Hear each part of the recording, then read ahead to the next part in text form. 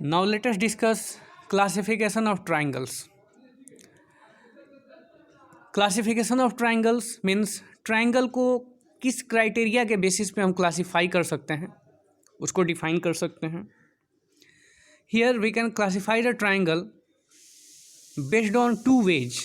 The first one is according to their sides and the second one is according to their angles. पहला जो है उनके side के basis पे हम ट्राइंगल को क्लासीफाई कर सकते हैं और दूसरा जो है वो एंगल के बेसिस पे उसको क्लासीफाई कर सकते हैं. तो सबसे पहले हम देखेंगे classification of triangles according to their sides. हमें पता है कि एक ट्राइंगल में 3 साइड्स होते हैं और उन साइड्स के बेसिस पर हम ट्राइंगल को कैसे क्लासीफाई करेंगे.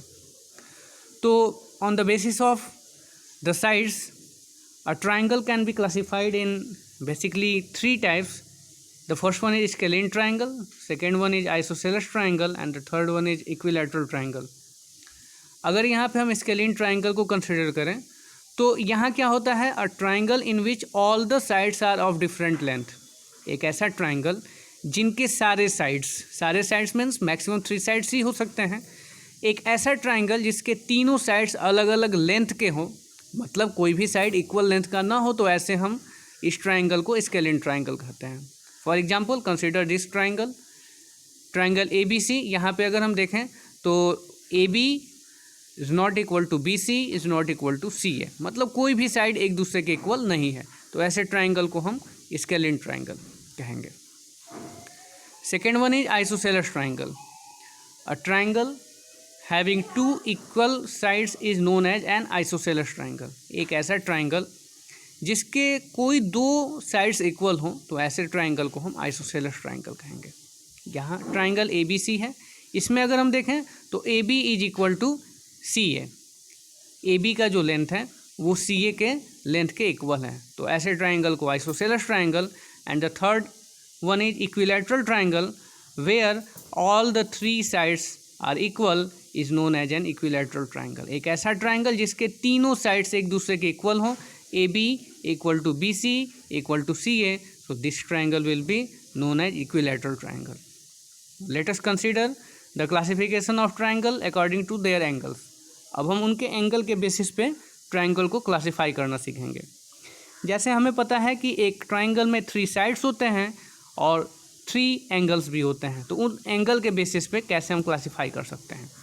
पहला है एक्यूट एंगल ट्राइंगल. इस ट्राइंगल में क्या होता है, a triangle having all acute angles is known as an acute angle triangle और एन एक्यूट ट्राइंगल. एक ऐसा ट्राइंगल जिसमें सारे के सारे एंगल एक्यूट एंगल हो. Acute angle means less than 90 degree and greater than 0 degree. तो एक ऐसा ट्राइंगल जिसके सारे के सारे एंगल्स एक्यूट एंगल हों, उनको या तो हम एक्यूट एंगल्ड ट्राइंगल कहेंगे या फिर एक्यूट ट्राइंगल कहेंगे. Consider this figure.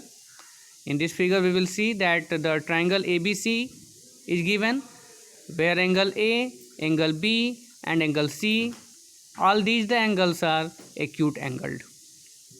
Consider the next one, right angle triangle.